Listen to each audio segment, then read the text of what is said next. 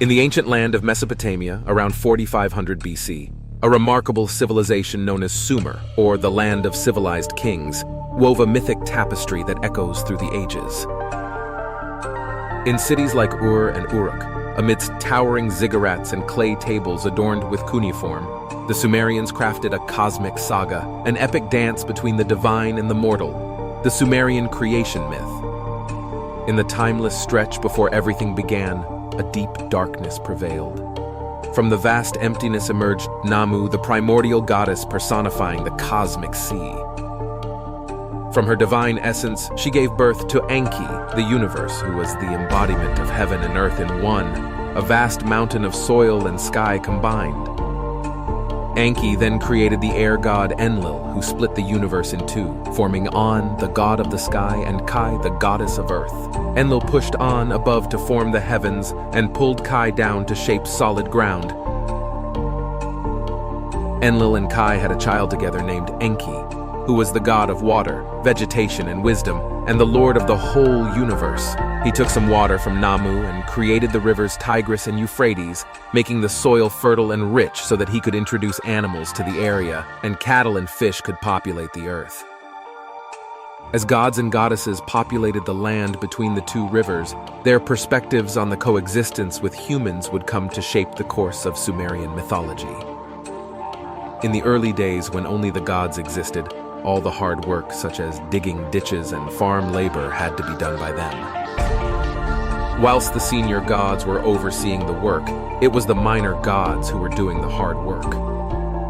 The minor gods toiled at this work for 3,600 years before finally they decided they had had enough. They went on strike, burned their tools, and surrounded the temple of Enlil, who was fast asleep. Namu then gathered the tears of other gods and brought them to her son, and asked him to rise from his bed and fashion servants of the gods. So Enlil sought the advice of other gods, especially An and Enki. Together, An, Enki, and Enlil came up with a plan and decided to create a new race of beings to act as servants to the gods and do all the hard labor for them. They selected Geshtue, a god who was blessed with great intelligence, and sacrificed him. The birth goddess Ninmah mixed his flesh and blood with clay, after which all the gods spat on the mixture. Enki, along with the womb goddess Nintu, then took the mixture into the room of fate, where she recited magical incantations over it, until finally she pinched off 14 pieces of the clay.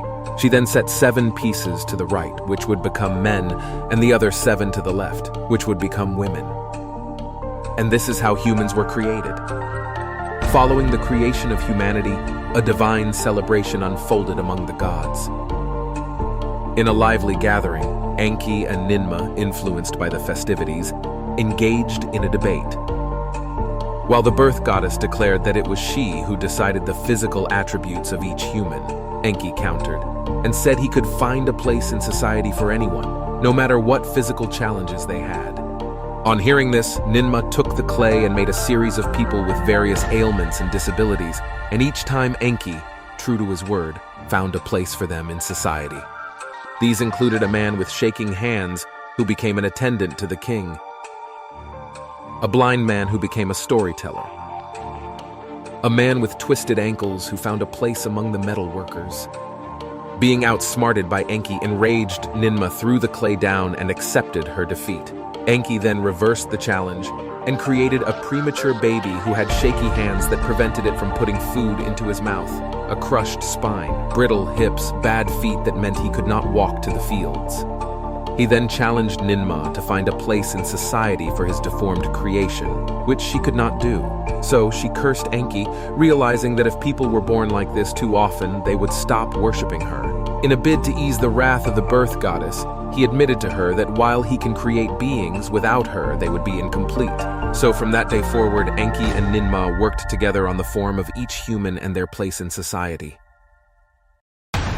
When gods created humans, they mistakenly forgot to limit men's and women's years on Earth. Consequently, humans multiply to such an extent that the noise they create becomes overwhelming and gods can't sleep. Enlil believed that the only way to control this surge in population is by a plague. But when the plague god is presented with offerings, he relents and the plague ends.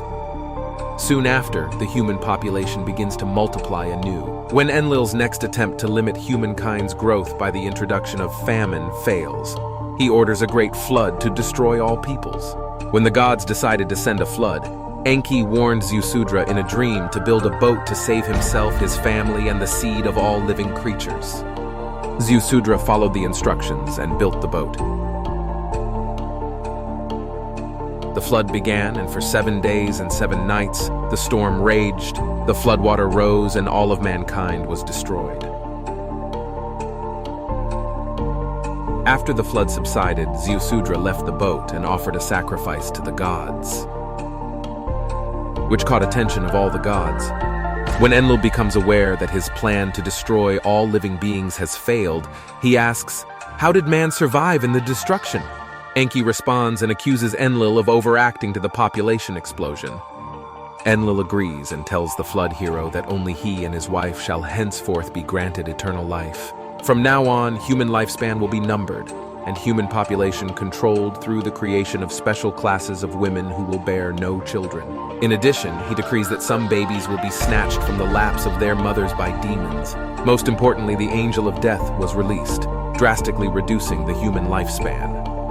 As the turbulent waters of the Great Flood retreated, contours of the land revealed themselves anew. Mountains, once shrouded in mist and mystery, stood proudly against the horizon. Valleys, now free from the weight of the flood, cradled the promise of fresh beginnings. Ziusudra and his wife understood that they were the stewards of a world reborn, anointed by the gods for a new chapter in the history of humanity. As we wrap up our journey into the Sumerian creation myth, the dance between gods and mortals leaves us with timeless tales.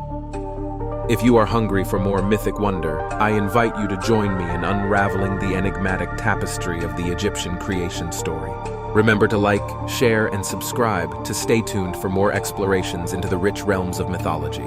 Until then, stay enchanted, stay curious, and let the stories of old guide us through the captivating landscapes of human imagination. Thank you for being a part of this extraordinary journey.